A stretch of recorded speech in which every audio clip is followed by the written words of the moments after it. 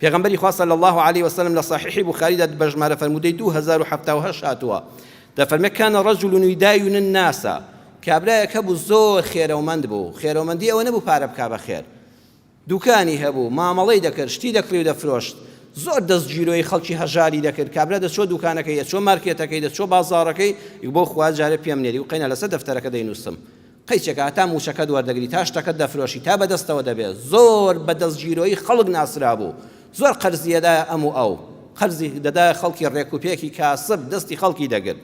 فكان يقول لفتاه بەسکرتێرەکەی بە بەرپرسی نووسنگەکەی بە شاگرد دوکانەکەی دەیگوت، بە کوڕەکەی دەیگوت ڕۆڵە گیان کوڕەکانم، ئەگە دنیا بوو کابرا هات إذا أتيت معسرا فتجاوز عنه، ئەگە کابرا هات و پێی نەبوو ڕوشکێنی مەکەن لەبەر چاوی خەڵکە داوای قەرزی لێ مەکەن، ئەگە وتی ماوەی ئەشکە لێم ڕاوەسێ لەبەر خوا بڵێ بەسەر چاو قەیچەکە مۆڵەتت بۆ درێژ دەکەمەوە، ئەگە وتی وەڵڵاهی ملیۆنێکم بردووە 900م پێ بە 100ەکەم بۆ پەیدا نەبوو، بڵێ کوڕە 900ەکە بدەوە 100ەکە گەرنت ئازابێ قەی ناکە. ڕۆڵە لێبوردە بن لە خەڵکی نەبوو هەژاری بەڕێز کە پارەخۆر نییە، پارەخۆرە بێت تەنبیهکەی، بەڵام ئەم بەڕێزە کاسبە هەر ئەمەندەی دەسەڵاتە. پێغەمبەری خوا صلی الله عليه وسلم دەفەرمێ ئاوا ڕێزی خەڵکی دەگرت، دەیگوت لعل الله يتجاوز عنا، ئەگەر ئێمە سەرفی نەزەربان بەرامبەر خەڵک هەبێ بەڵکو خۆش لێمان ببوورێ، بەڵکو خوای گەورەش قەڵەمی عەفو بێنێ بەسەر گوناهەکانماندا.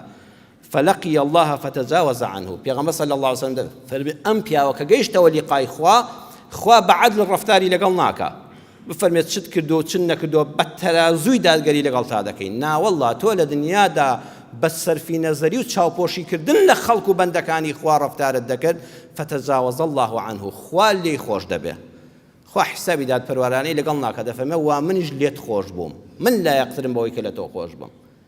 لە کاتی بازاڕ و کڕین و فرۆشتن و مامەڵەدا مەڵێ ئەوەندە عەدلم، نەماڵی کەسم دەوێت نەماڵی خۆم دەدەم بە کەس. ناوەڵا کە کڕیت هەر لێبوردە بە، کە فرۆشتت هەر لێبوردە بە، کە قەرزت وەرگرتەوە ئیحسان بکە، کە قەرزت دایەوە هەر بە چاکەکاری بیکەوە، ڕەحمەتی خوات بەسەرا دەبارێ.